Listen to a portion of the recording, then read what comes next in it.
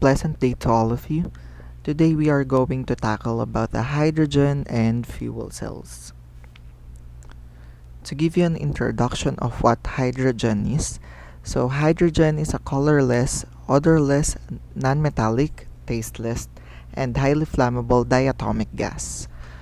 According to Office of the Energy Efficiency and Renewable Energy, hydrogen is a clean fuel that when consumed in a fuel cell produces only water.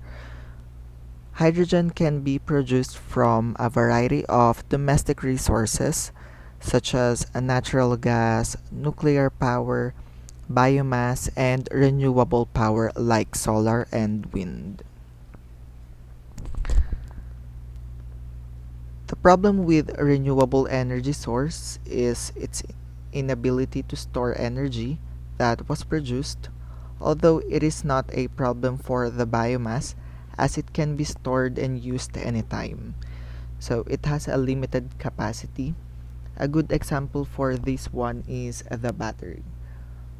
Well, the fuels produced from biomass such as ethanol and biodiesel can be stored and used anytime, while however the electricity produced from solar systems, hydroelectric dams, and such cannot be stored for later use. So batteries are not a viable option in today's technology due to their limited capacity. The production of hydrogen from renewable electricity aided the problems through the electrolysis of water. So one possible solution that was proposed is the production of hydrogen. Well, once produced, hydrogen can be stored and used anytime, unlike the biomass. Also take note that hydrogen is a fuel with a molecular mass of 2.016 kg per mole. So that's why I created it in bold style to highlight the important part of the hydrogen. Let's now move on to the methods for producing hydrogen. So there are two types of methods in producing hydrogen. So the first one is the steam reforming. It is used to separate hydrogen atoms from carbon atoms in methane. In steam methane reforming or in steam reforming, high temperature steam ranging from 1300 Fahrenheit to 1800 degree Fahrenheit under 3 to 25 bar pressure reacts with methane in the presence of a catalyst to produce hydrogen, carbon monoxide, and a relatively small amount of carbon dioxide as defined by the U.S. Energy Information Administration. And the second one is the water-gas shift. So the National Energy Technology Laboratory explained that water-gas shift is commonly used to adjust hydrogen to carbon monoxide ratios in synthesis gas for many end products or purposes of coal classification. To give emphasis on this one, so steam reforming, it is the process of generating hydrogen-rich synthesis gas from light carbohydrates. So most hydrogen is produced from natural gas through the process of steam reforming. And steam reforming has this kind of equation.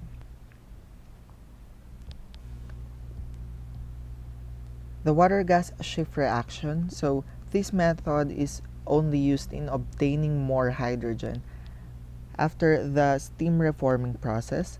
So we will now go to the water-gas shift reaction with this kind of equation. So the water-gas shift reaction is used again to obtain more hydrogen, and the combination of the two reactions gives this kind of equation.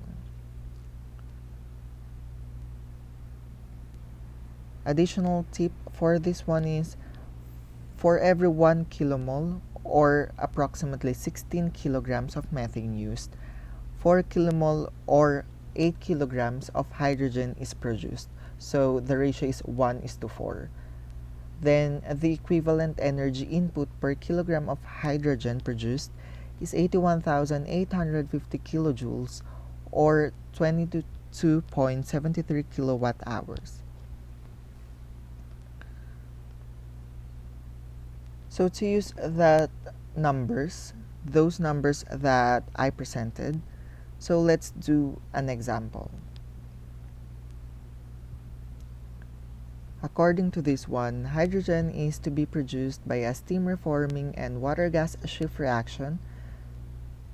So the question is, how much hydrogen can be produced from 100 kg of natural gas, approximated as methane?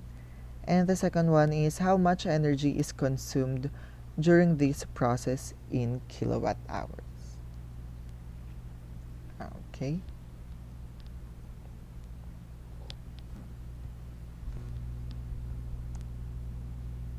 So as I have said earlier, so for every 1 kilomole of methane, 4 kilomole of hydrogen is to be produced. So the equation would be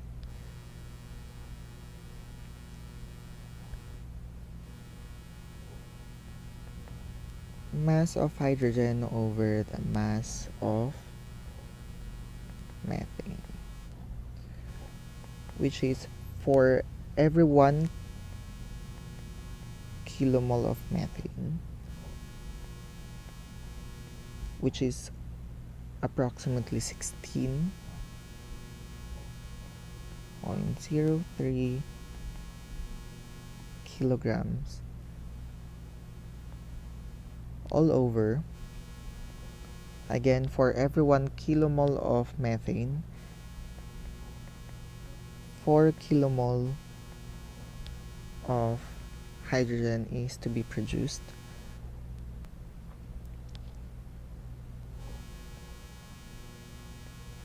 Which is equivalent to 2.016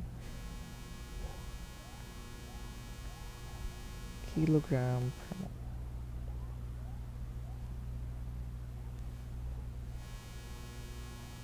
Kilogram per mole.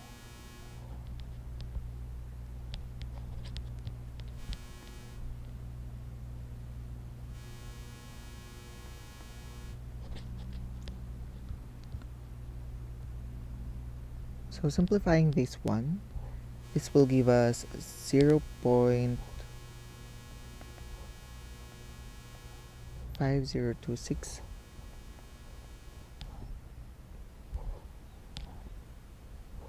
kilogram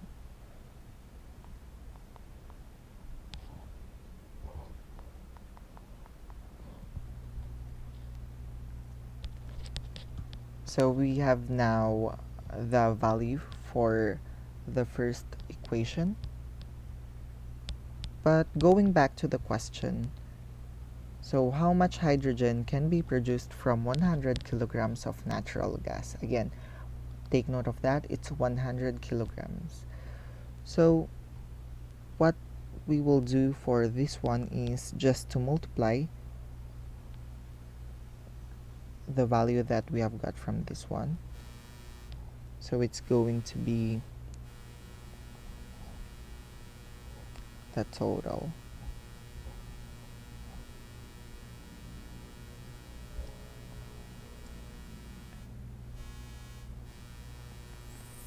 For every 100 kilograms, so it would be 0.5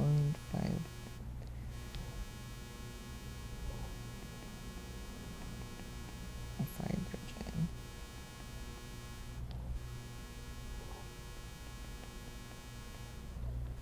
multiplied by the 100 kilograms of methane. So this will give us 50.26 kilogram of hydrogen over kilogram of methane.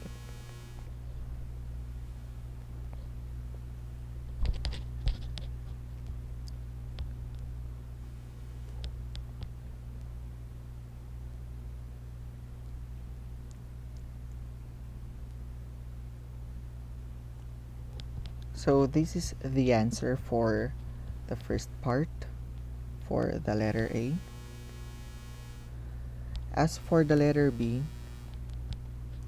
going back to that one, is how much energy is consumed during this process in kilowatt hours. So the question is how much energy in kilowatt hours. So the value that I gave a while ago, so for every, let's go back to this one, so the equivalent energy input per kilogram of hydrogen produced is 81,850 kilojoules. Alright, so it's 81,000. So the energy would be 81,850 kilojoules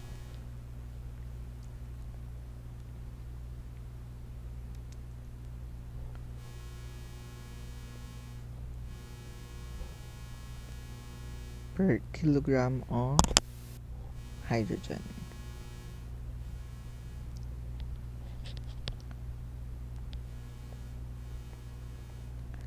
Times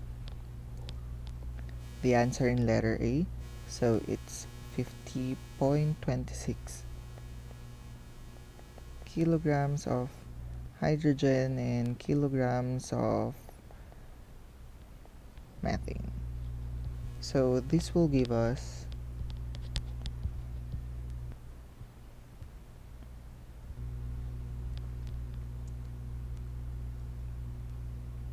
but before we proceed with that, so again going back to the question in kilowatt hours, so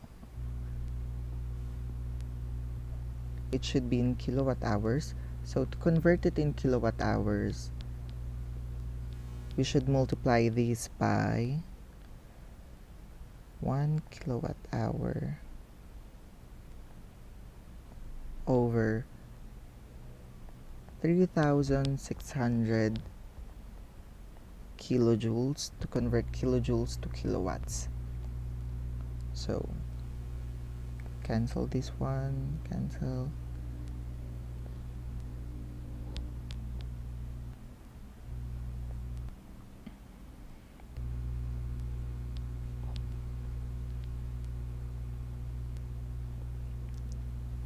So this will give us the final answer of 1,142 kilowatt hour.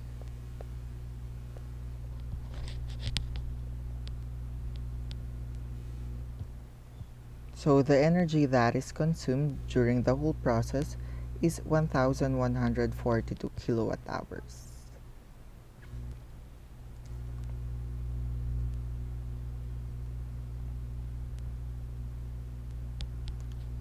So let's now move on to the comparison between the steam reforming and water electrolysis.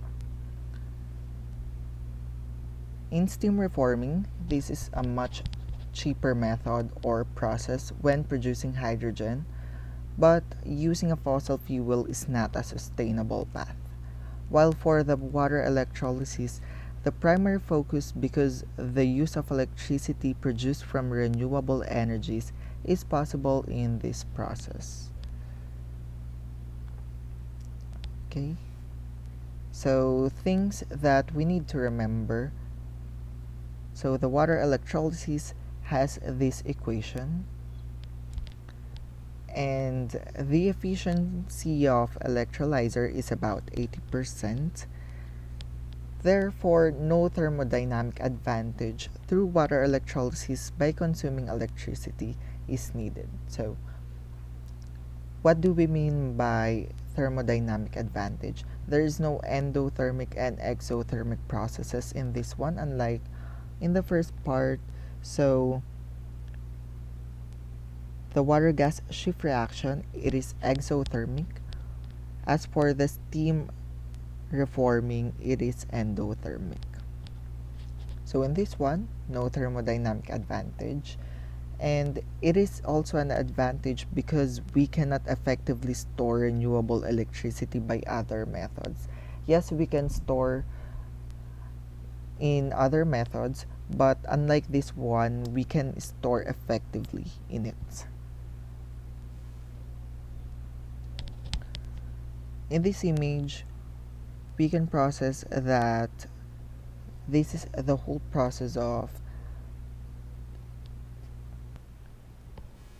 the hydrogen. So the renewable solar, wind, hydro, geothermal, and the likes. So it will be in the electrolyzer. It will be in the process of electrolysis and then go to the hydrogen storage.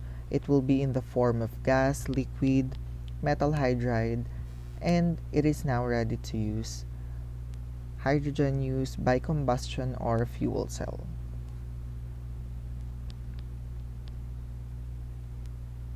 So hydrogen must be handled with care because it has a wide flammability range of 4 to 75%.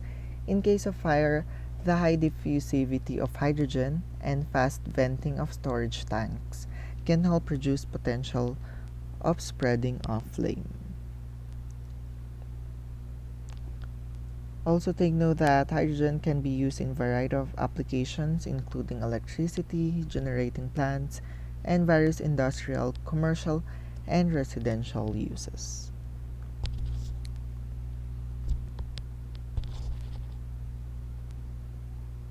So while we are talking about the advantages of the use of hydrogen through water electrolysis, we cannot separate it from those disadvantages. There are still some issues that we're circling around on this one. So the list here tackles the issues that can be faced when using this process of the water electrolysis. So the first one is it costs a lot for the storage of hydrogen in liquid form as it requires very low temperature. So because of that, they are expensive to use or to achieve and maintain the very low temperature. And the second one is its storage in gas form at high pressure, on the other hand, will have low range of mileage. So extensive tests indicate that pressure as high as 70 megapascal can safely be used for compressed hydrogen storage in commercial vehicles. To be used safely by commercial vehicles, it requires high pressure for storage, just like what I have said. And another solution used is the use of metal hydride as storage. So hydrogen can also be stored in metal hydride solid. A hydride can absorb about 3.5% of its mass as hydrogen.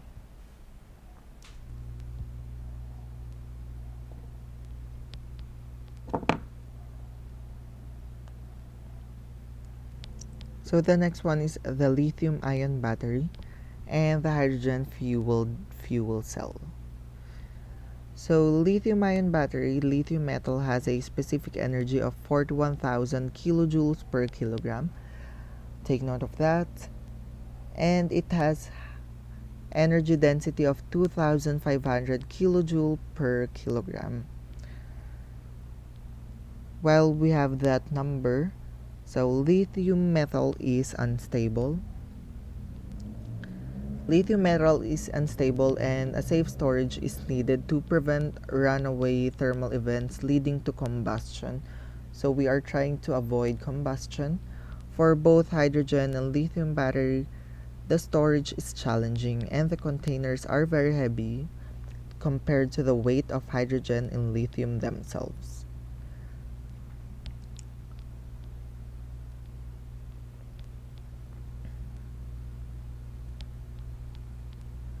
As for the hydrogen fuel cell, hydrogen has a lower heating value of 1,200 kilojoule, 120,000, I'm so sorry for that, 120,000 kilojoule per kilogram, and it has a specific energy of 1,700 kilojoules per kilogram.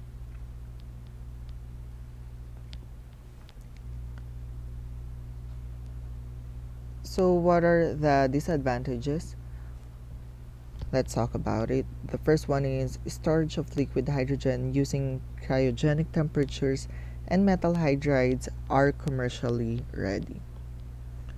So storing hydrogen in liquid form in cryogenic temperatures and metal hydrides are not as commercially ready technologies as compressed hydrogen gas. So refueling periods for compressed hydrogen by means of refueling stations is much shorter than that of batteries. There are also challenges related to clean methods of hydrogen production. So manufacturing of carbon fiber hydrogen tanks requires energy input, and also possible operational problems of commercial fuel cell vehicles remain to be seen on the commercial market. Operational problems of commercial fuel cell vehicles is also a disadvantage, because on the other hand, mining and manufacturing processes of batteries are energy intensive, and some environmental concerns exist for their disposal. As for the advantages of this process, so refueling periods in hydrogen-fueled fuel cells is shorter compared to of batteries, as I have mentioned a while ago, and mining and manufacturing of batteries are energy intensive and raises environmental concerns.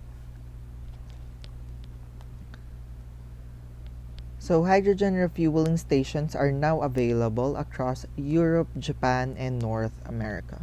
To power hydrogen-fueled buses, automobiles, bikes, and equipments, a number of hydrogen refueling stations are now available in these continents, and 64 new public hydrogen refueling stations were opened worldwide in 2017, and the total number in the world reached 328.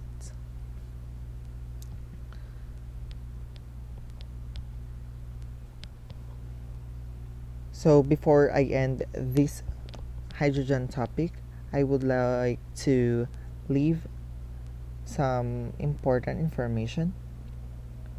So the proposed long-term solution to hydrogen distribution structure is the formation of national hydrogen pipelines. While for the locations without hydrogen infrastructure or fueling stations, local electrolysis and reformation-based technologies are recommended. This can only be justified economically with the widespread use of fuel cell automobiles on the streets. So battery, hybrid, and fuel cell technologies are all expected to play important roles in the future automobile market, as evidenced by the fact that the major automobiles companies continue to invest in all these kind of technologies. So now that we know that hydrogen is an energy carrier, let's talk about fuel cells, which is a type of renewable energy source that utilizes hydrogen gas. So what are fuel cells? Fuel cells is a device that generates electricity by a chemical reaction. So every fuel cell has two electrodes, namely the anode and the cathode, which is separated by an electrolyte in the middle. So the reactions that produce electricity take place in these two electrodes. So every fuel cell has an electrolyte which carries electrically charged particles from one electrode to another, and the catalyst which speeds the reaction of the electrodes or simply separates the negative and positive part of the hydrogen in the anode. So we know that a hydrogen gas is being used, but fuel cells also requires oxygen. So kailangan natin ng hydrogen tapos ng oxygen, wherein ito nga yung kaibahan niya sa ibang type ng energy generation na imbis na usok yung ilalabas niya sa fuel cells is clean water. Basically kasi hydrogen and oxygen nga, pag kinombine sila sa dulo, magiging water. So how do fuel cells work? The purpose of fuel cell is to produce an electrical current that can be directed outside the cell to do work, such as powering an electric motor or illuminating a light bulb, like in this example. So, ayan, yung load niya is nasa labas na siya ng fuel cell. Pero, ayan. Tapos, after nun, kahit na nasa labas siya, papabalikin siya dun sa fuel cell para makompleto yung isang buong electric circuit. So, because of the way electricity behave, this current returns to the fuel cell, completing an electrical circuit. So, the chemical reaction that produce these currents are the key to how a fuel cell works.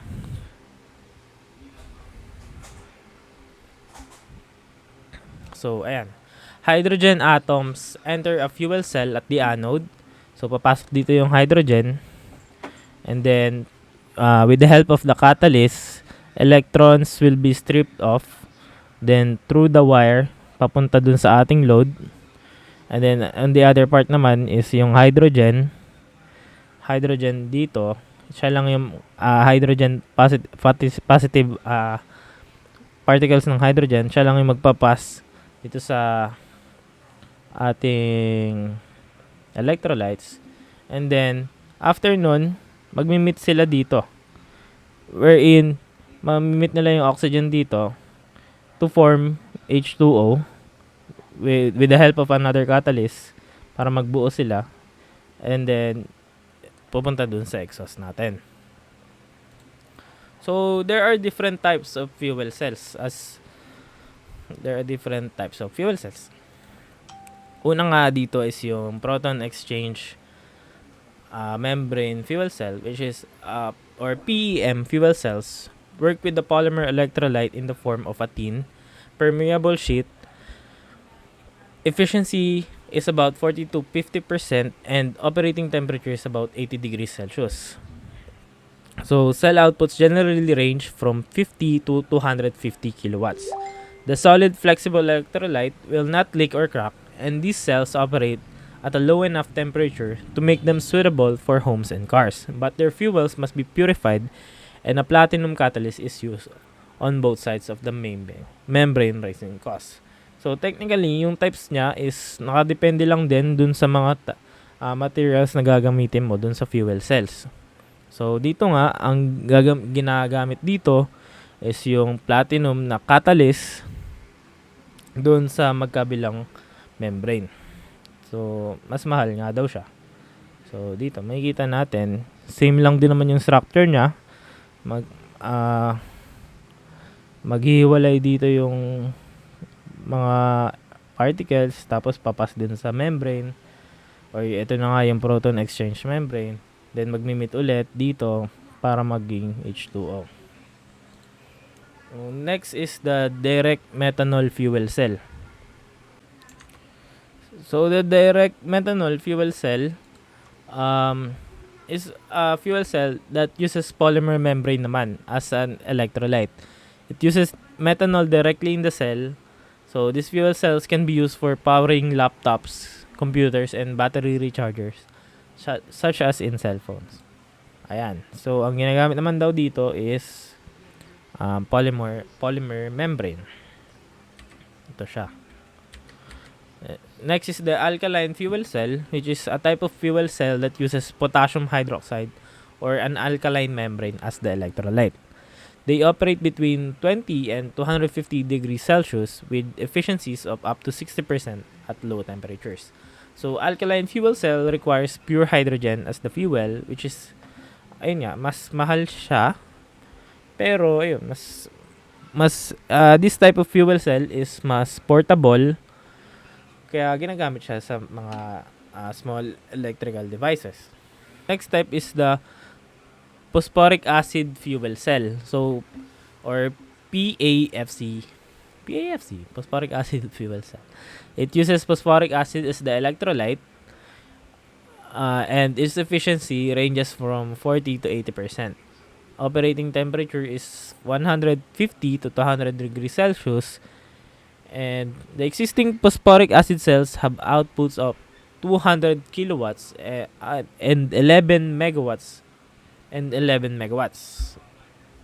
So this type of fuel cell tolerates a carbon monoxide concentration of about 1.5%, which broadens the choice of fuels that they can use. If gasoline is used, the sulfur must be removed, then the platinum electrode catalysts are needed, and internal parts must be able to withstand the corrosive acid. So the next type of fuel cell is the molten carbonate fuel cell. It uses high temperature compounds of salt like sodiums or magnesiums, or so the next type would be the molten carbonate fuel cell. It uses high temperature compounds of salt carbonates ng sodium or magnesium as the electrolyte. So ang efficiency naman nito is from 60 to 80%, at tapos yung temperature niya is umaabot ng 650 degrees Celsius. So ang kaya niyang i-output ng up to 2 megawatts. And marami ring ng design na nito na umaabot ng up to 100 megawatts. So the high temperature limits damage from carbon monoxide poisoning of the cell, and waste heat can be recycled to make additional electricity. Their nickel electrode catalysts are inexpensive compared to the platinum used in other cells, but the high temperature also limits the materials and safe use of these fuel cells. So sobrang init nga nila para gamitin lang sa mga normal applications, pang araw-araw na application. Yan. Ulit. And then the next type of fuel cell is the solid oxide fuel cell. So the solid oxide fuel cell,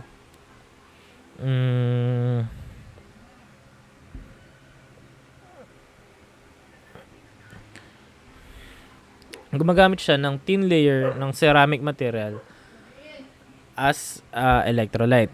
So since mas manipis nga yung layer ng electrolytes niya, mas reliable daw yung design nito, and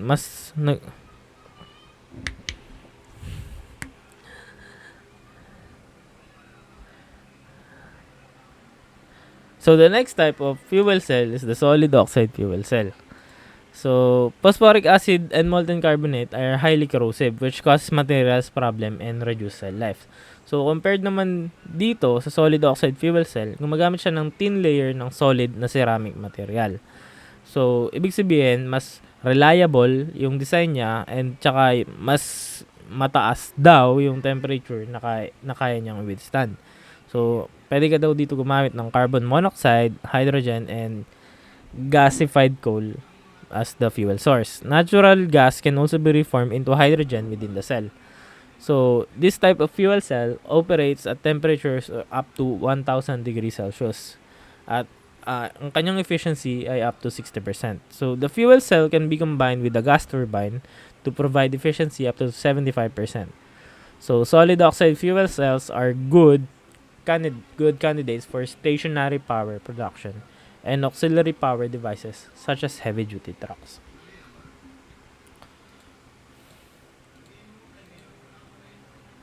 Now, let's talk about the thermodynamic analysis of fuel cells. So, the hydrogen and oxygen fuel cell reaction. Technically, ito lang siya. Hydrogen plus oxygen, and then isa-separate yung electrons and yung positive part ng hydrogen, at tapos i-combine ulit siya sa oxygen para maging water. So yung anode part, so pinagbuo lang siya, and then yung anode, which is yung anode part, eto dito sa part na yan, and then yung cathode part naman dito. Okay, so the hydrogen gas plus 1/2 atom of the oxygen gas yields to 2 electrons plus 2 positive hydrogen ions plus oxygen, then it yields to water at the end. So the energy or heat released during this reaction is simply the difference between the enthalpy of the reactants entering and the enthalpy of the products leaving the reaction. So the enthalpy is equal to the total enthalpy, or delta H is equal to the enthalpy of the reactants minus the enthalpy of the products. So simply dito is yung sum lang siya nung enthalpy of formation and the difference ng enthalpy ng reactants tsaka ng products sa standard environmental state, which is 1 atomic pressure and 25 degrees Celsius. So in a fuel cell reaction, ideally both the reactants and products are at an environmental temperature. So simply H minus HO becomes 0 and the reaction reduces to the enthalpy of the reactants minus the enthalpy of the products here, or the enthalpy of formation, yun, enthalpy of formation na lang ng reactants saka ng products. So using enthalpy of formation values, we would get 241,820 kilojoules per kilomole ng hydrogen gas. So ito daw yung enthalpy na nabubuo during the reaction doon sa fuel cell. Now, the maximum work that can be done during a chemical reaction is given by work max is equal to the enthalpy, or the enthalpy of formation plus the difference ng enthalpy, or the enthalpy difference between the given state minus temperature, or T sub O. And then when both reactants and the products are at the temperature of the surrounding, then work max is equal to delta G equal to N sub R and G bar sub O minus N G bar sub O of the product. And in terms of Gibbs function, at T sub O is defined as G bar sub O is equal to H bar minus T sub O S bar. So this relation can also be written in terms of Gibbs function of formation. Then in terms of Gibbs function of formation when the reactants, products, and surroundings are at 25 degrees Celsius, that is work max is equal, or delta G is equal to the N and G of G bar formation ng reactants minus N times G bar ng formation ng mga ng products. So substituting values, we would get 228,590 kilojoules per kilomole ng hydrogen gas. So the maximum power that can be generated by a fuel cell at an environment temperature and pressure is equal to the Gibbs function of formation for water. Dividing this result per kilomole basis to the molar mass of hydrogen, which is 2.016 kg per kilomole, the maximum work becomes 113,390 kilojoule per kilogram of hydrogen gas when water is in a vapor state, and 117,650 kilojoule per kilogram when hydrogen gas when water is in liquid state. Now let's talk about the enthalpy difference, heating value, and Gibbs function difference for hydrogen-oxygen fuel cell reaction. So the enthalpy difference, heating value, and Gibbs function difference values for hydrogen-oxygen cell reaction for water being vapor and liquid in the products are given in this. So since the term delta H and delta G used in this are per kilomole of fuel, these terms can be replaced by small delta H bar and small delta G bar. So a fuel cell converts chemical energy of hydrogen into electricity. Since a fuel cell is not limited by the Carnot efficiency, the values presented here represent upper limits for electricity generated by a hydrogen fuel cell. An actual fuel cell produces less amount of electricity than the maximum, and thus the second law efficiency of a fuel cell can be expressed as the efficiency of the fuel cell, or the second law efficiency of a fuel cell is equal to the actual work over the actual or the max work, which is equal to the actual work over delta small small delta G bar. So similarly, the first law or thermal efficiency for a fuel cell can be expressed as the ratio of actual work output to the enthalpy difference between the reactants and products. So the first law the first law or thermal efficiency ng fuel cell is equal to actual work minus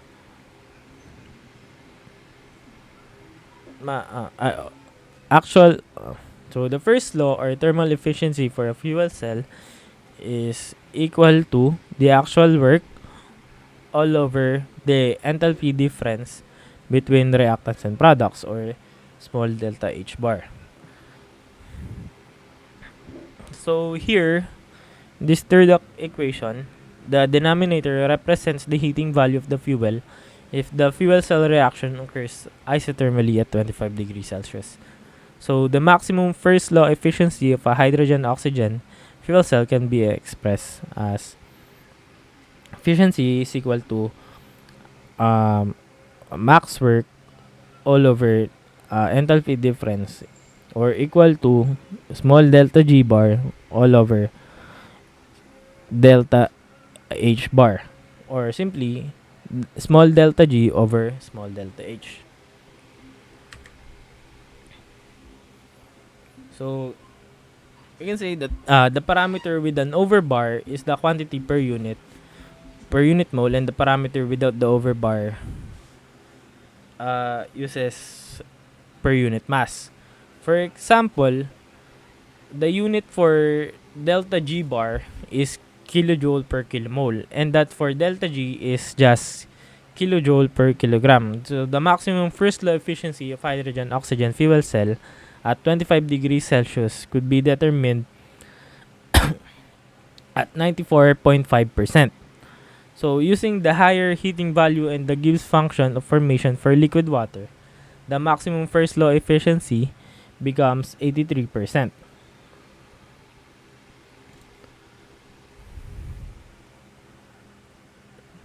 Thus, it should be noted that the fuel cell has a higher maximum first law efficiency based on the lower heating value than the based on the higher heating value. Ayan, compared nga na mas mataas yung 94.5% kumpara dun sa 83%.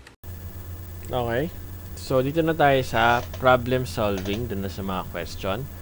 Problem 1026. A hydrogen-oxygen fuel stack consumes a hydrogen at a rate of 0.2 pounds per hour while producing electricity at a rate of 2.5 kilowatts. A. Determine the rate of water produced. B. Determine the first law efficiency and the second law efficiency of this fuel cell if the water in the products is liquid. Okay. So, pupunta muna tayo dun sa ating paint. Okay, check natin kung paano natin ito gagawin.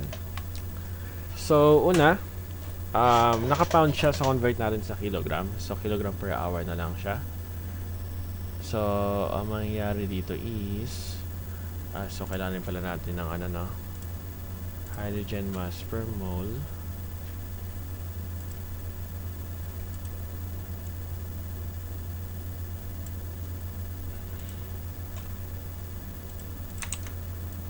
Kailangan din natin ng hydrogen mass per mole tsaka H2 mass per mole ng tubig. Okay. So, ang gagawin natin ngayon dito is convert muna natin tong 0.2 pounds. So, yung hydrogen rate, so MH2 is 0.2 pounds per hour. So, 0.2 pounds per hour, convert natin. So, 1 pound is equal to 0.4. So, 0.2 pounds, multiply natin sa 0.453 over 1 pound. Okay. Tapos per second siya, diba? I per hour. Tapos 1 over H. So, yung ating MH2 ngayon is equal to 0.21 pounds times 0.453. Bale, 0.9513. Siguro gawin natin siya by second. So, multiply natin siya sa 3,600. Second. And then, divide natin siya sa 3,600. Ayun. Kaso, kakano. So 0.9513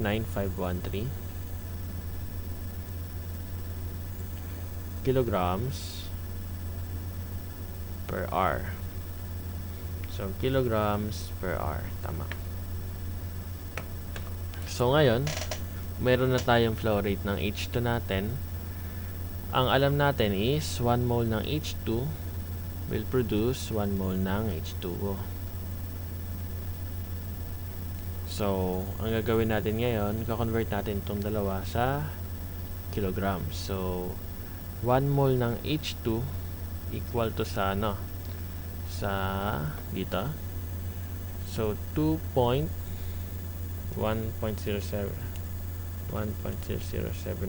times 2, 2.016 kilograms. At ito naman ay 18.1 mole. Kilomole to. Kilomole. Just kilomole din. So, 18.015 kilogram. Okay.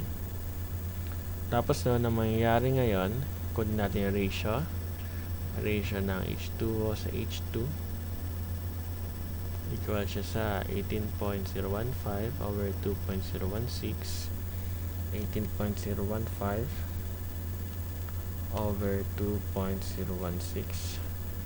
18.015, 2.016.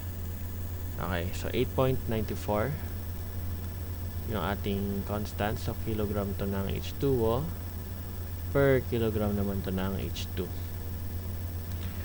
Ngayon, para makuha natin yung flow rate ng H2O natin, multiply lang natin. 8.94 times 0.9513. So, magyayari kilogram to ng H2O over R. So, mangyayari ay times 0.9513. 8.5 kilograms ng H2O per hour. Ito na yung flow rate ng ating H2O or water produced. So, okay na tayo sa A. Sabihin naman tayo is determine the first law efficiency and the second law efficiency of this fuel if the water is in product liquid. So, nasa liquid siya. Dito tayo titingin. And so, yung first natin, itong gagamitin natin sa kilograms. Wait lang. So, 2.5 kilowatts kasi yung naano natin. So, ang gagamitin natin dito is ano ba meron tayo? Okay, ito kasi yung kilograms per H2O natin. So, gamitin natin tong MH2 eh. So, MH2 ang mangyayari dyan. So, may kilogram. Ito gagamitin natin. Ito, tsaka ito. Tapos ano ba mga sinabi mo sa kanya? So, magsimula tayo sa delta H. Delta H natin, tsaka delta G. Eh kasi nga, inuunahan yung Delta kasi H. mag-aaway. 1 for 1, 800. Kaya iyan. kilojoules per kilogram. Hindi na, ewan ko anong po, aalis siya, pupunta yata ng Lebanon eh.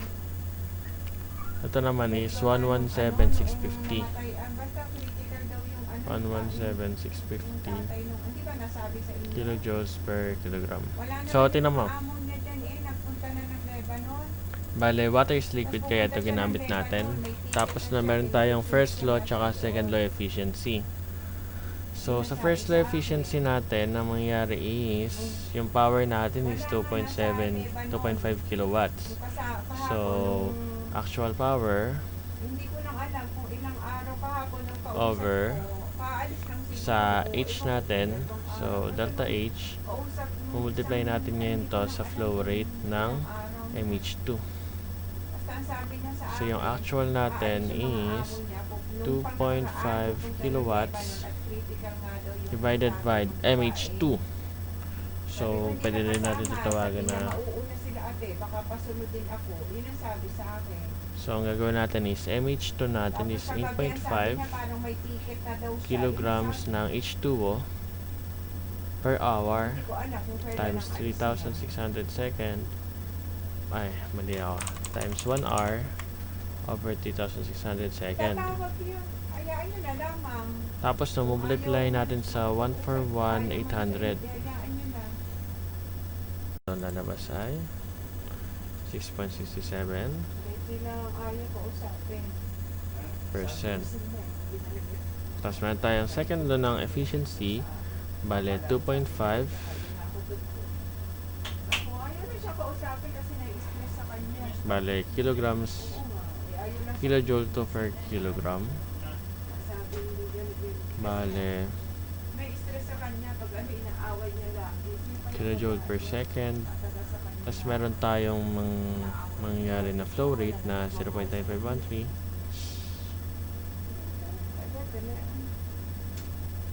hour, 3,600 second.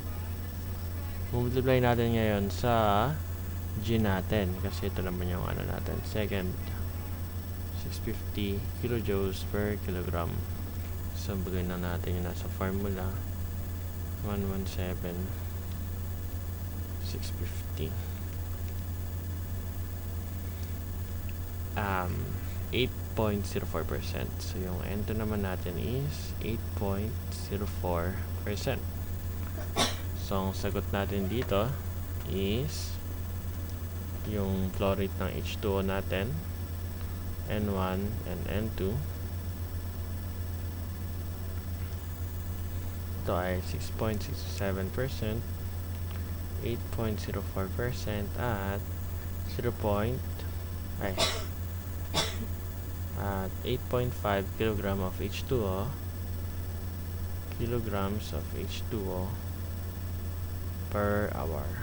Okay, so second problem tayo. Bale, ganun pa din yung question. So, iniba lang yung mga given. Ang mangyayari ngayon is ganun pa din. Kukunin natin yung ratio ng na dun sa reaction niya, yung 1 mole ng H2 sa 1 mole ng H2O. Kunin natin yung ratio ng mass na napoproduce kapag magbigay tayo ng kilograms ng H2. Ano yung mapoproduce niya na kilogram ng H2O? So, ito yung nakuha natin na ratio nila. Ang mangyayari ngayon is, pwede natin makuha yung flow rate ng H2O. So, para makuha yung flow rate ng H2O, ang kailangan natin gawin is yung ratio ng MH2O over MH2. Multiply lang natin yun sa flow rate ng H2. So, 8.936, multiply lang natin to since kilogram per second na siya. 0.005 kilograms per second. So, ang magiging flow rate ngayon ng H2O ay 8.936 times 0.005. Magiging ay 0.04468. 0.04468 kilograms per second ng H2O. So, ito na yung ating water produce.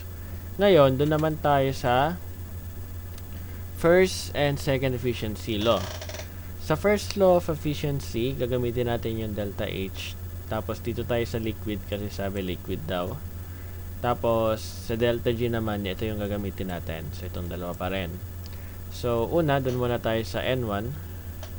So, sa first law of efficiency is equal siya sa ilan yung na-produce niyang power? 475 kilowatts. So, 475 times kilojoule per second. Bale, ang lalabas dito. So, parang the same lang. Wait lang. 10.7 10.27. Oo nga, parehas lang, no? Okay, so, ito na. Tapos, di-divide lang natin siya sa 0.005 kilograms per second times natin dun sa delta H natin na 141,800. So, 141,800 kilojoules per kilogram. So, makancel lahat yan. So, mangyayari na sagot ay 475 times 0.005 times 141,800. Ang mangyayari ay 66.99%. 66.995. So, 67% ang resulta na efficiency. Ito yung first law of efficiency. Sa second law of efficiency naman is magkakaroon tayo ng second law ng efficiency ay magkakaroon tayo ng ganun pa din. So, 475 divided by 0.005 times 141,800. So, ito na nga yung gagamitin natin. 117 tsaka 650. 117, 650. So, babaguhin lang natin yon 650. So, yung ating second law naman is nasa 80.75%. 80.75%. Tapos, yun na yung ating second law efficiency ng fuel cell. Okay. So, dito naman sa next na question. So, 1028. A hydrogen air fuel cell operated at 400 Kelvin and at 1 atmosphere. Determine the ideal cell voltage and the maximum work output in kilojoules per kilomole. Maximum work output at kilojoules per kilomole. If the water product is vapor, use the enthalpy and entropy values from the following table. So, kung familiar na itong tanong to, ito yung kanina example. So, gagamitin na lang natin yung, yung change in enthalpy natin doon na formula, ay na nakuha nating sagot. Tapos nun, ideal cell voltage, tsaka maximum work talaga yung hanapin natin. So, una, ito yung nakuha natin kanina. Ito yung change in G bar. Ito naman yung change in H bar. Itong dalawa. Ngayon, itong maximum work output na to, ito na yung delta G. So, ito na yung delta G. So, equal na siya sa 223,910 kilojoule per kilomole of H2. Ito na yung maximum work output. So, bakit nga ba siya maximum work output? Yung delta H kasi natin yung maximum, hindi, yun yung parang input energy natin. Ito yung maximum work output natin, yung parang ito na yung pinaka-maximum, parang ito na yung limit. Doon naman tayo sa next is yung determine the ideal cell voltage. Sa ideal cell voltage, wait na, barayin ko lang to. Sa ideal cell voltage, meron tayong formula na voltage is equal to kilojoules per second. Bale yung ating delta G, kasi ito yung maximum work output natin, NE, yung number ng electron natin, and yung ating Faraday constant. So, yung delta G natin, ito na yung maximum work output natin, 223,910 kilojoule per kilomole ng H2, pero maka-cancel naman yun.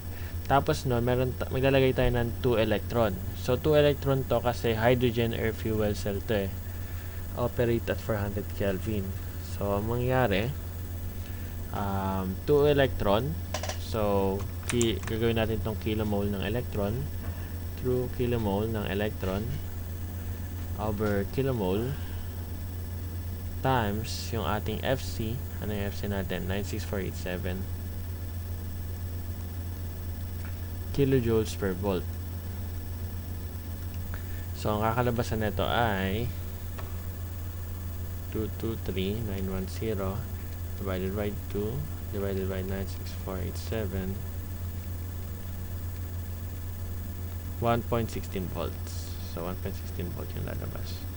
So, ang sagot natin dito ay bale, the maximum work output is equal to 223910 and yung maximum, ay yung ideal voltage naman natin is 1.16 volts. Ito.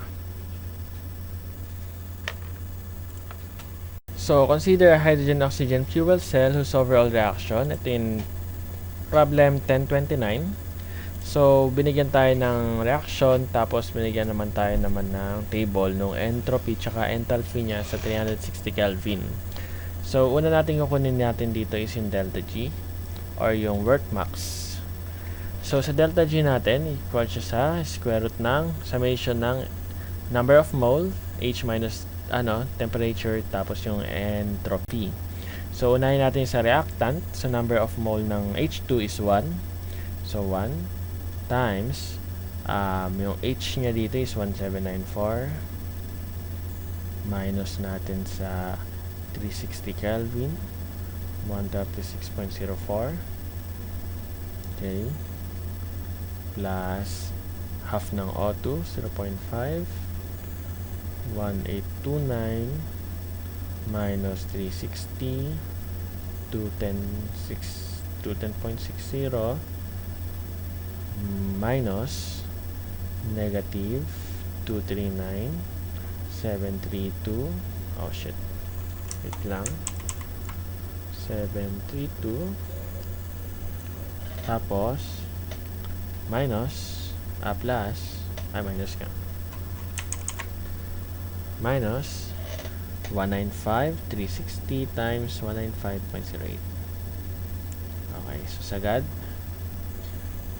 So, yung G natin, delta G is equal siya sa 1794 minus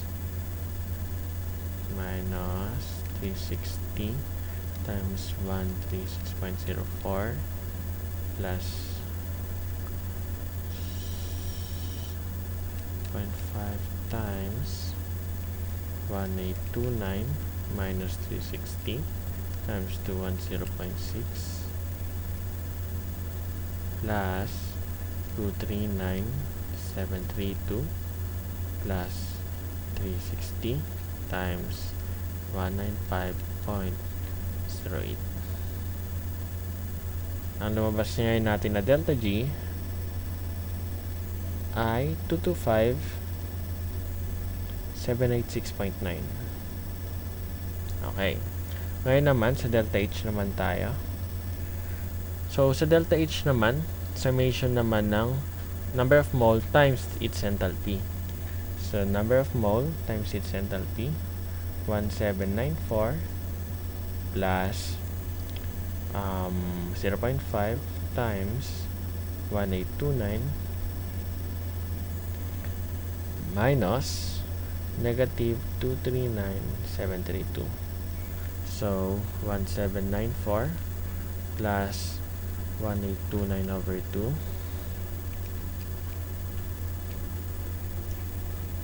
plus 239,732. Kakaroon tayo ng 242 delta H per mole. So, kilojoules per kilomole. 242 440.5 kilojoules per kilomole. Okay, sabay na tayong delta G tsaka delta H. Ngayon, pwede natin kunin yung mga hinahanap. Determine the maximum work per unit per mole.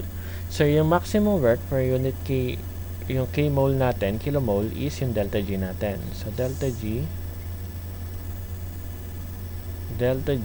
is equal to ito na yung maximum work or also equal siya sa 225,786 kilojoules per kilomole. Okay. So, yung next naman na question is the maximum first law of efficiency. First law of efficiency, gagamitin natin yung H. So, sinabi niya maximum. So, pag sinabing maximum, N1 max, first law, so delta G over delta H lang yun. So, 225786.9 over 242440.5. 225786.9 242440.5. Meron tayo 93.13%. And lastly, kunin natin yung ideal open circuit voltage. So, ideal, pag sinabing ideal, dun din sa delta G. So, para maximum siya. So, voltage natin is equal siya sa delta G over the ilang number ng electrons times the Faraday constant. So, yung delta G natin is equal siya sa 225,786.9 kilojoules per kilomole.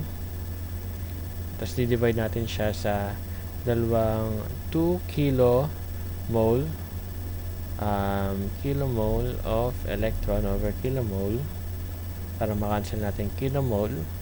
Tapos yung FC naman natin ay equal siya sa 96,000, wait lang, bale, saan yun? 96487 equal siya sa 96487 kilojoules per volt. So, yung voltage natin, mag-equal siya sa 225,786.9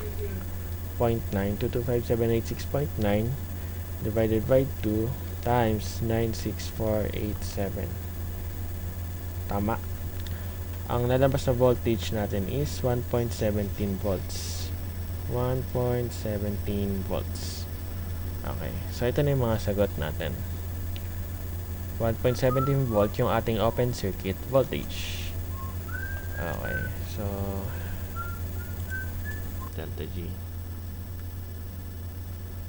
So, yung delta H kasi natin equal siya sa 242,440.5 242,440.5 minus 227,786.9 kilojoules per kilomole.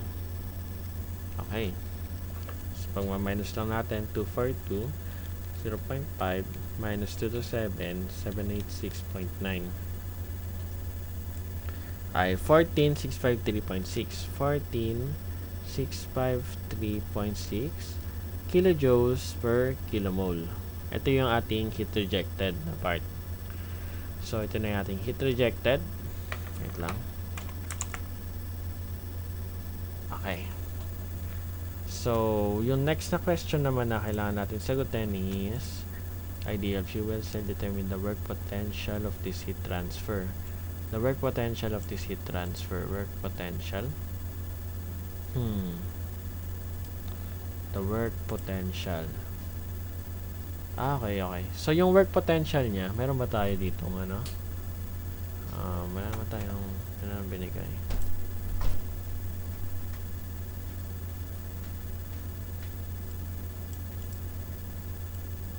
The work potential of this heat transfer.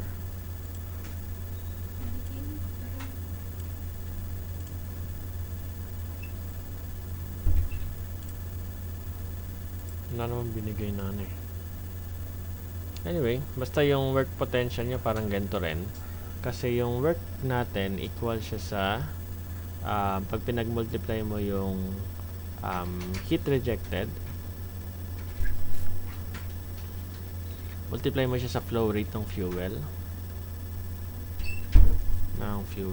So, wala kasi binigay na flow rate ng fuel. So, hindi ko sure kung paano mo computing yung work potential. Pero, para ano naman siya dito, pwedeng ito na rin yung sagot kasi ano siya, proportional siya dun sa flow rate ng fuel. So, next na lang natin na gagawin is compare this work potential to the difference. Compare this work potential to the difference between the maximum work output of the fuel cell at 25 degrees Celsius. So, ito yung kinuha natin dito. So, ito yung delta H niya. Ano ba ito? Kilomole ba tayo sa taas? Kilomole tayo. So, delta H bar niya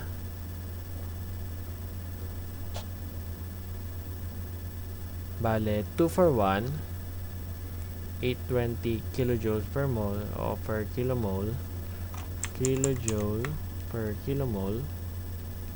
tapos yung delta G naman natin or W max is 228,590 kilojoule per kilomole. Okay, tapos nun ito naman yung dalawa natin 225.786. So, copy na lang natin yun para mas madali.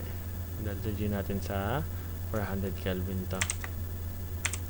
So, okay. So, ito yung 25 degrees Celsius. 25 degrees Celsius. Ito naman yung 400 Kelvin. So, magkaiba pa ng unit, no? Okay. So, ang hinahanap daw natin, compare this work potential to the difference between maximum work output of the fuel cells at okay. So, compare daw natin. So, ito yung 25, ito naman yung sa 400. So, mas mataas yung wait lang. Yung H natin, mas mataas dito. Pero yung G natin, mas mataas dito. Okay. 360 pala to, no? 360 to. 360 Kelvin. Sa bagay, 241, hindi masyado nagbago yung H. Pero yung G natin, sa delta G natin, yung maximum work output natin, nagbago. So, yung delta G natin, mas malaki yung delta G ng 25 degrees Celsius. So, at 25 degrees Celsius, compare sa delta G ng ating 400 Kelvin, ay 360 Kelvin. Kasi yung difference nila ay nasa 3,000 kilojoules. Ganun. So, yun na yung parang sagot natin dito sa tanong, no? Kasi compare daw natin eh. Okay, next question. Consider ulit, so hindi na natin manuin. Consider ulit that determine the second law efficiency and the first efficiency of the fuel produced 13.5 kilowatt electricity consuming 9.5 grams of hydrogen per minute. So, second law and first law efficiency. Multiply natin siya ngayon sa G. Kasi first to eh. So, 225, 786.9 kilojoules per kilomole. Okay. So, ang una natin gagawin siguro dito, baguhin natin yung mga units. 30.5 kilojoule per second over 9.5 grams per minute times second dapat, diba? So, 60 second 1 minute per 60 second times kilogram 1 kilogram per 1,000 grams times 225 786.9. At ito yung ating first law of efficiency. So, 13.5 divided by 9.5 divided by times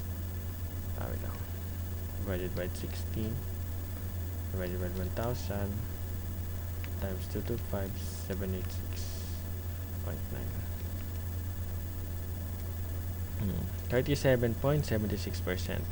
Ito yung ating first efficiency law. Yung sa ating second efficiency law naman ay saan na ako? N2. Bale, ganun pa din. So, kakopy lang natin to. Actually, 13.5 kilowatts over 9.5 grams per minute. Pero, ang mumultiply natin dito yung H, delta H, 242,440.5. Actually, ito pala yung N2. Ito yung N1 natin. So, ito yung ating N2. Ito yung ating N1. Sa N1 naman natin, bagay lang natin yung dulo.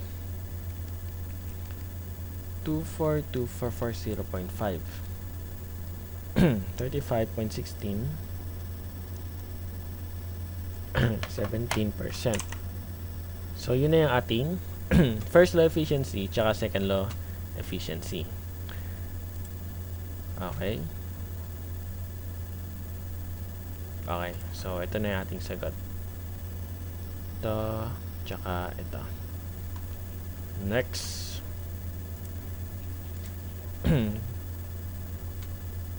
Okay.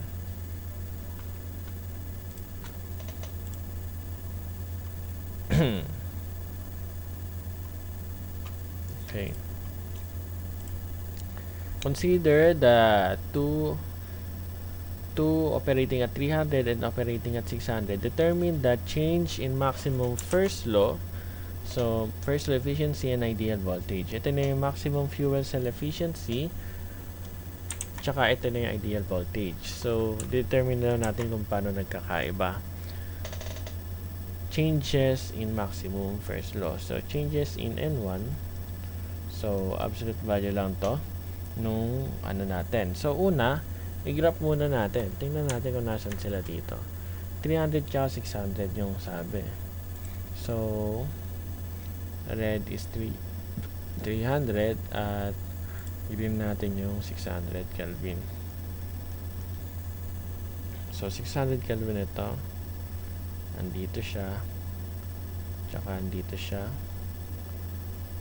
So, check natin kung saan tayo mapupunta. So, bandang ano siya, no? Okay.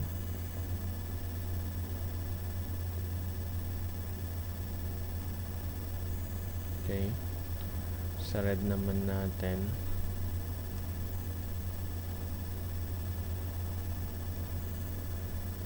$300 siya. So, dito lang. So, dito yung 300. So, yun na natin ulit para kita natin. 0.88 tsaka ay, hindi pala yan. Ito. Tsaka ito. Okay. So, matayin na lang natin.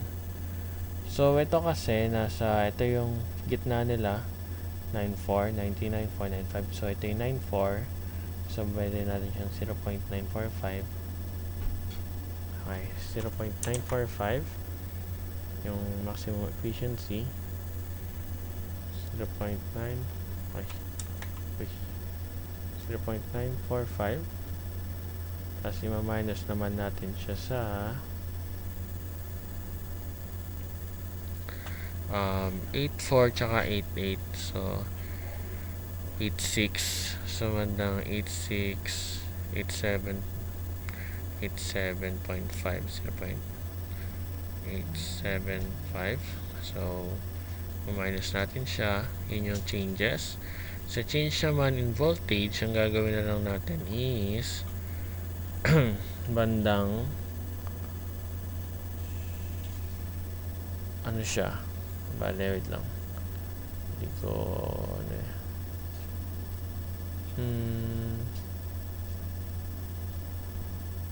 Ayan. Tsaka ito. So, meron tayong 1.16 volt tsaka 1.2 volt. So, linear naman siguro to. Tama. Kasi 0.04. So, kung 0.04 to, ito is 1.10. 1.10, 1.11 to. So, 1.11. Ay, mali ako dito. Ito yung 1.11. Tsaka, itong part na to naman is 1 plus 0.04. So, plus 1.18 to. So, mga 1.18.5. Okay? 1.18.5, sorry. 1.18.5, 1.185. 1.185.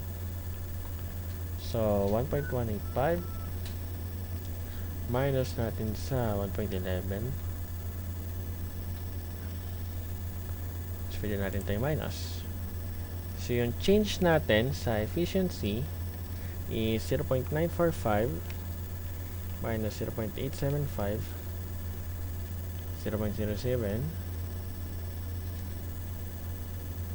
And yung change naman natin sa voltage ay 1.185 minus sa 1.11, 0.075. Ano lang yan volt to. Ito naman is efficiency to so percent. Yan. Ay, wait lang. Hindi pa to percent. Or 7% to. 7%. Okay. So, 7% at 0.075 volt naman yung change niya sa ideal voltage. So, yun na yung last.